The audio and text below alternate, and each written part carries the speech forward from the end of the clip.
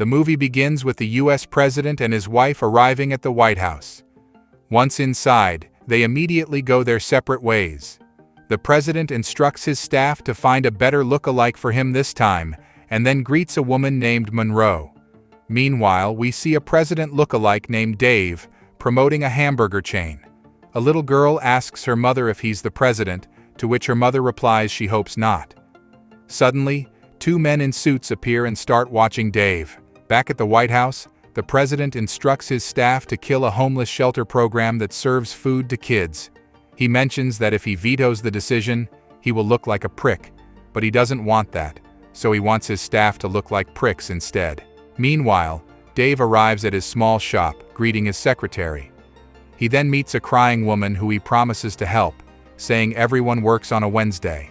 Next, a man named Murray tells Dave he can't hire any more people, but Dave begs him to help, and Murray reluctantly agrees. Dave thanks him and says goodbye to everyone as he leaves. Then, Dave gets home, singing loudly, and is surprised to see two men in suits inside his house. They introduce themselves as members of the US Secret Service and say the country needs his help. They need someone to double for the president for security purposes. Soon after, Dave gets the same haircut as the president, looking just like him.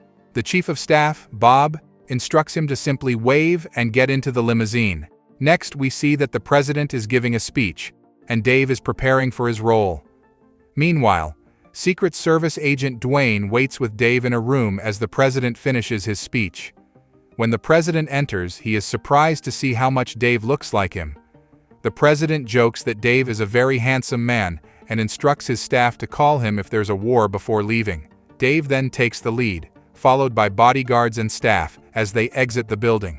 He's met with applause at the entrance, starts waving, and turns around yelling, "God bless America," before being dragged into the limousine. He laughs in the car, telling Dwayne he got carried away, expressing that the president must be doing something very important. Meanwhile, the president is sleeping with Monroe in a hotel room. Suddenly, the president becomes unresponsive, and shortly after, the communications director, Alan, tells Bob that the president has had a major stroke. Alan suggests calling the vice president, but Bob insists they won't and declares it's his turn now. Then, Dwayne receives a call and instructs the chauffeur to head to the White House. Bob tells Alan they will inform the public that the president had a mild stroke and will be up and around soon. After this, Dave meets Bob and Alan in the Oval Office, where they praise his performance and ask him to extend his service. They encourage him to sit in the presidential chair and explain that something serious has happened to the president. They need to ensure the public believes the president is still in charge. Dave is scared and asks why the vice president can't take over. Bob claims the vice president is mentally unstable. When Dave questions the legality, Alan asks if he would drive through a red light to get his mother to the hospital. Dave says he would, and Alan compares this situation to driving the entire United States to the hospital. Then, Dave is shown the First Lady's bedroom, and then led to his own. After saying goodnight, Dave explores his room, where he will be living for a while. Meanwhile, Alan informs the press that the president had a mild stroke but will return soon. Bob tells Alan they will send the vice president to Africa, dig up dirt on him, and force him to resign, allowing Dave to nominate himself as VP. Once that's done, they will pretend the president's condition worsened and Bob will become president. Then, a doctor examines Dave and remarks that it almost looks like he never had a stroke, asking if he's been exercising lately. Dave lists various activities, including rock climbing, while Bob tries to signal him to stop talking. Bob and Alan worry about Dave handling the job, but Dave assures them to watch him. He greets the staff warmly, much more so than the real president ever did. The staff is puzzled, and Dwayne tells them the president is fine. Bob then asks Dwayne to call his real job and tell his secretary he found a woman and will be away for a while. She thinks it's wonderful news. Over the next few days, Dave gets ready to be the president. The news reports say he is fine and resting, and the vice president is on a 12-nation tour in Africa. Meanwhile, Dave learns how the president holds the podium when speaking, but he corrects them and makes an amazing impression, surprising both Bob and Alan. Dave then meets the president's wife, Ellen, and they go out onto the White House balcony for the press. Ellen asks who he was with that night, but Dave doesn't understand and just thanks her for coming. Not realizing it's not her husband, she sternly tells him she doesn't like his behavior and leaves. Dave comments that she hates him, and Bob and Alan say yes together. In the following days, Dave does presidential duties and seems to really enjoy helping others. The news says the president has become a better man since the stroke. Ellen notices he is different, seeing him being good with kids and playful. One evening, Dave sees Ellen from the balcony but quickly runs away as she gets close to the window. Later, Dave makes a sandwich and shares it with his bodyguard, Dwayne. He asks Dwayne if it's true he would take a bullet for the president, and Dwayne confirms. Dave then asks if he would take a bullet for him too, but Dwayne doesn't respond. The next day, Bob storms into Alan's office, furious that he scheduled a full day at a homeless shelter with Dave and Ellen. Bob then asks about the vice president, and Alan says they've pinned the First Liberty scandal on him. In the car, Ellen asks when Dave started caring about the homeless. He says he's always cared and looks at her leg, which she notices. Soon they are greeted by homeless kids, and Dave is surprised they are all children. He sees a lonely boy in a corner, asks the press to give them space, and talks to the boy, whose name is David. They have a friendly chat, and Dave does a magic trick for him, which Ellen observes. Then, Dave makes a montage of everything he's done as president, joking with Dwayne about how he'd look good in a sweater. Meanwhile, Bob is seen vetoing decisions with the president's signature and stamp. Later, Ellen angrily confronts Dave about vetoing a bill that would have given homes to children. Dave is confused and insists there must be a mistake, but Ellen says there isn't when you veto their funding. Dave chases after her, but she won't listen. He then demands answers from Bob and Alan about why they vetoed the shelter funding. Alan tries to explain, but Dave gets angry.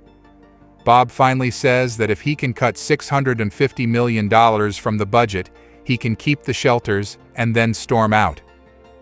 During this, Murray arrives at the White House and meets Dave, worried about getting into trouble if the government finds out.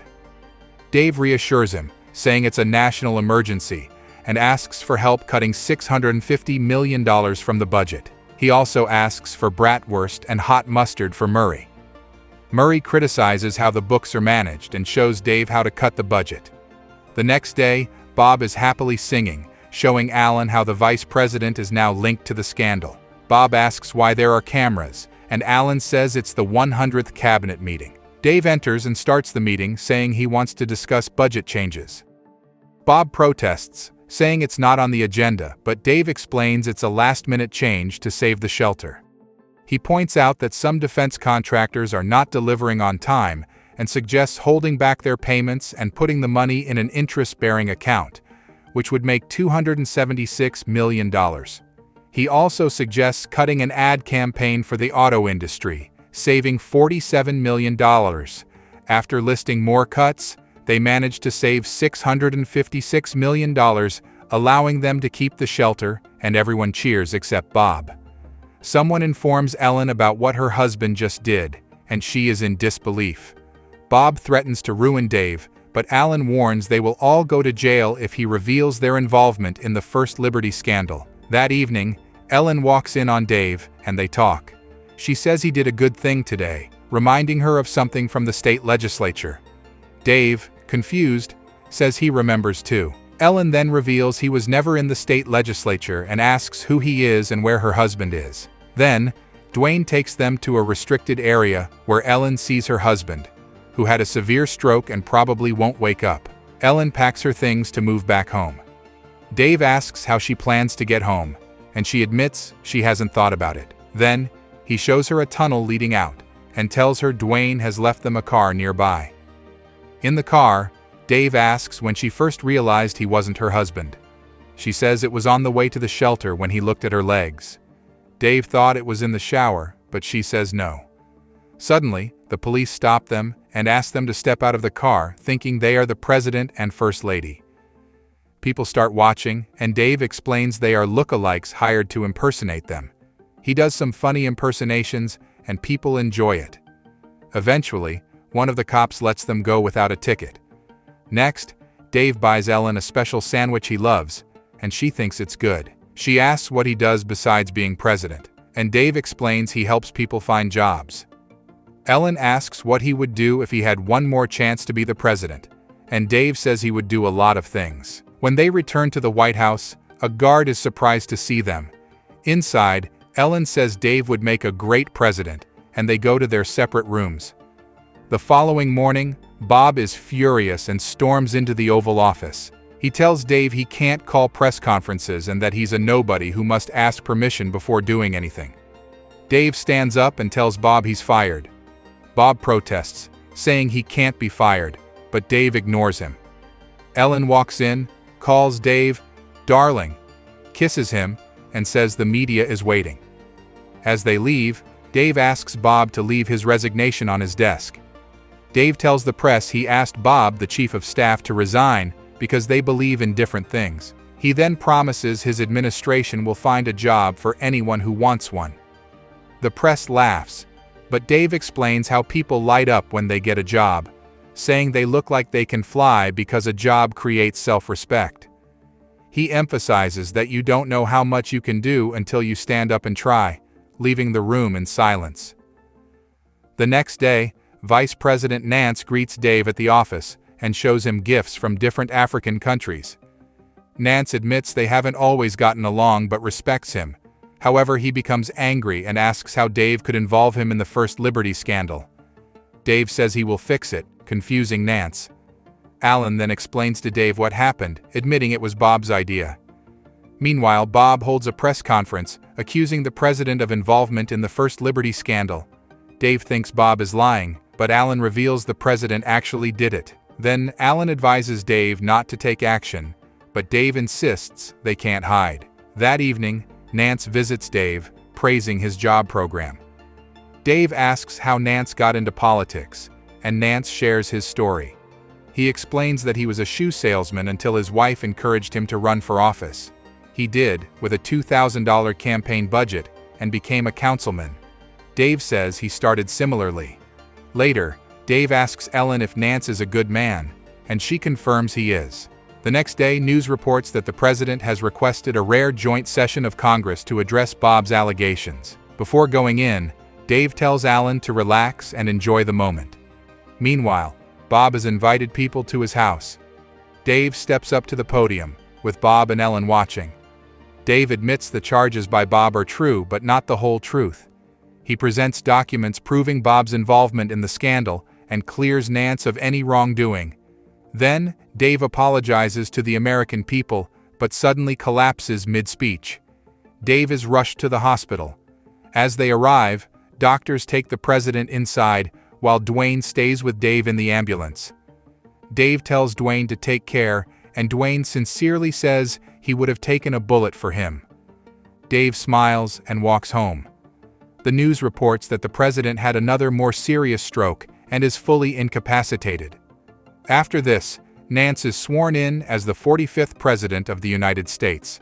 5 months later, the president dies and is buried at Arlington National Cemetery. Meanwhile, in Washington, D.C., Dave's secretary and friend Murray are helping him with his campaign for office.